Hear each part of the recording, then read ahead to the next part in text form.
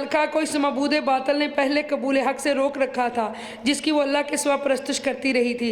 बेशक वो काफरों की कौम में से थी। इस मलका से कहा गया, इस महल के सहन में दाखिल हो जा, जिसके नीचे नीलगो पानी की लहरें चलती थीं। फिर जब मलका ने इस मुज़य्यन बलूर फर्श को देखा तो इसे गहरे पानी का तालाब समझा और इसने पांचे उठाकर अपनी दोनों पिंडलियाँ खोल दी। सुलेमान ने फरमाया, यह तो महल का शीशों जड़ा सहन है। इस मलका ने अर्ज़ किया, ऐ मेरे परवरदिगार, मैं इसी तरह फ़रेब नज़र में मुब्तला थी। बेशक मैं अपनी जान पर जुल्म किया और अब मैं सुलेमान की मैयत में अल्लाह की फरमाबरदार हो गई हूँ, जो तमाम जानों का रब है।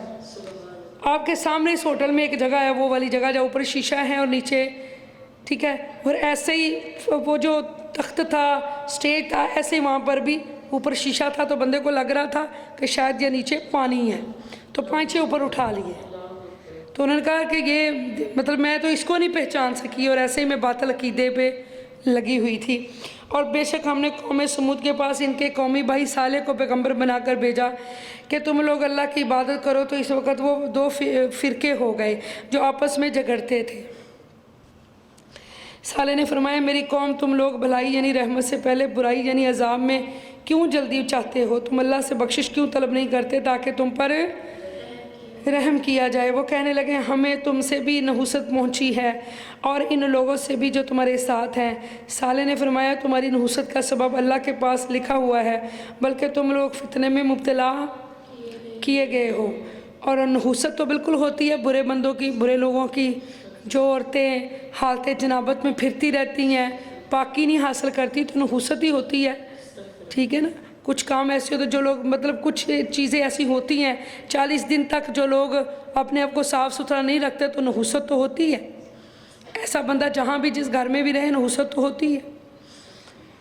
और फरमाया, और कौम समूद के शहर में 9 सर करदा लीडर जो अपनी अपनी जमातों के सरबराह थे, मुल्क में फसाद फैलाते थे और इस्लाह नहीं करते थे।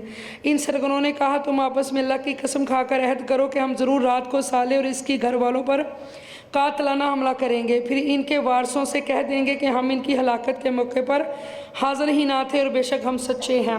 उन्होंने खुफिया साजिश की और हमने भी इसके तोड़ के लिए खुफिया तदबीर फरमाई और इन्हें खबर भी ना हुई।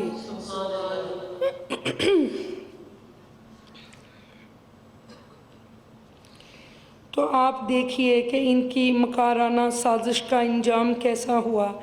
बेशक हमने इन सरदारों को और इनकी सारी कौम को तबाह बर्बाद कर दिया।